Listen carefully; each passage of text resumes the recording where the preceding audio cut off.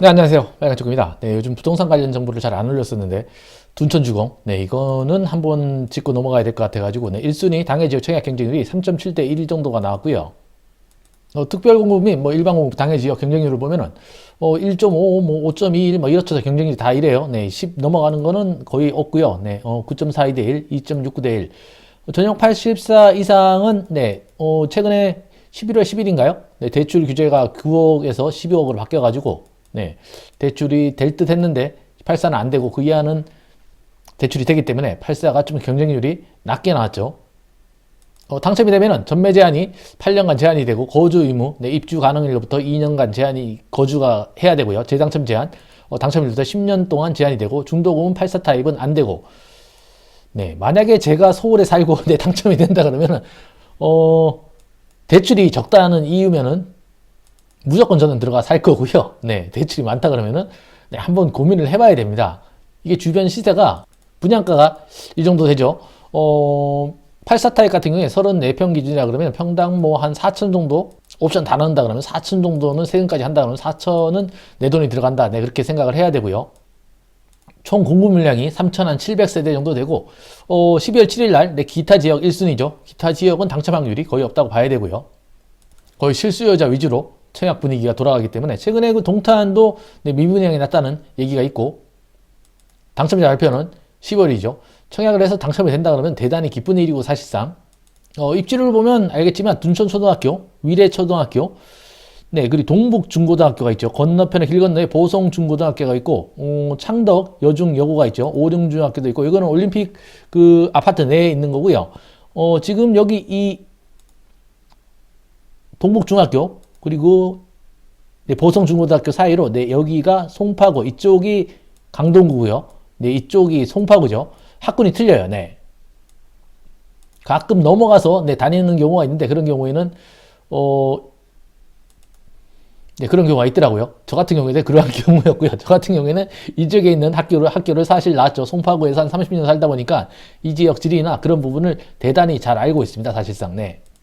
위치로 봤을 때는 네, 여기죠. 네, 건너편에 올림픽 선수 기자촌 아파트가 있고요. 네, 현재 올림픽 선수 기자촌은 한 5,600 정도 평당가를 보여주고 있는데 이걸 평당 4천 정도에 네, 당첨이 됐다 그러면은 5% 정도 이자를 하면 한 12억, 13억 정도를 84 타입 정도에 투자를 해야 되고요. 그러면은 한 2년, 3년 후에 은행 이자를 계산했을 때 한 1.5억 정도 네, 플러스를 하면은 한 14.5억 정도 이상이 돼야지 네, 이득이 되는 그런 상황이죠. 물론 거주의 이후부터 살았을 때 거주 문제를 해결한다든가 거주 편의성 그런 부분들 입지나 이런 부분은 대단히 좋죠. 둔천동 역이 있고 네, 5호선 네, 그리고 둔천 오린역이 있고 올림픽공원역을 뭐 이용하기에는 굉장히 먼 거리죠.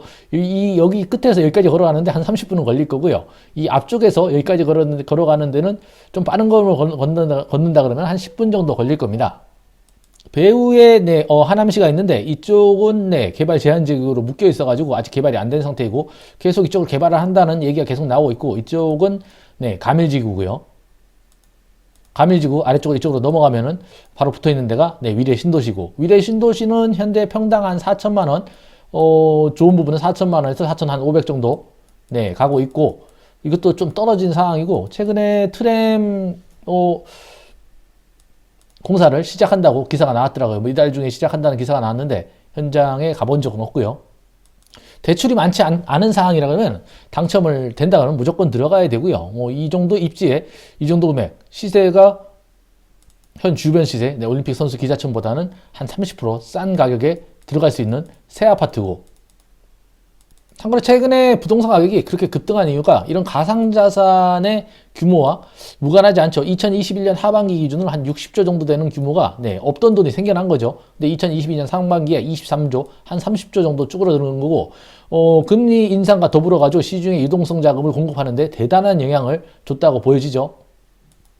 금리 인상은 한도 끝도 없이 이루어질 수가 없습니다. 네, 2023년에 금리 인상이 거의 끝나갈 거고요. 그럼으로써 시장이 좀 안정세에 돌입할 거고 입주 시기가 2025년 초반이니까 그때 정도 되면은 어느 정도 시장이 부동산이나 이런 부분들이 개선되어 있을 겁니다. 보면은 참고로 2003년부터 2022년 현재까지 주택 매매 가격 지수 표를 보면은 이때 2003년, 2005년부터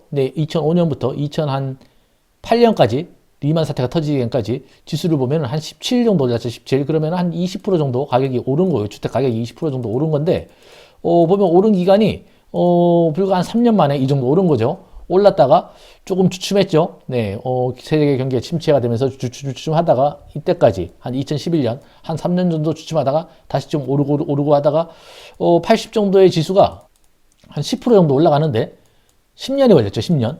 10년이 걸렸는데, 코로나 들어오고 나가지고 2019년, 2020년 뭐 이 초반때부터 이때부터 가격이 급등하기 시작하다가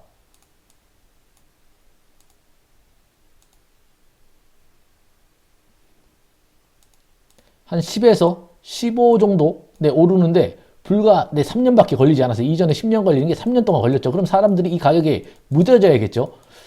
이때 오른 이유가 뭐 금리도 오르고 금리도 떨어지고 시장에 가상자산이나 이상한 유동성이 어마어마하게 공급이 됨에 따라 10년 동안 올라갈 가격 지수가 가격이 3년 만에 불과 3년 만에 올라갔기 때문에 시장이 금리 인상 및 가상자산이 떨어짐으로써 안정화를 찾아갈 것 같고요. 도표를 봐서도 떨어졌을 때 그렇게 많이 떨어지진 않습니다. 가격지수, 정규 가격지수가 떨어지지 않는데, 오른 데가 많이 많이 오를수록 많이 떨어지기 때문에, 서울, 경기, 아파트 가격이 많이 떨어지는 걸로 보여지고, 이게 떨어지는 게 한 2025년, 26년 정도 되면은,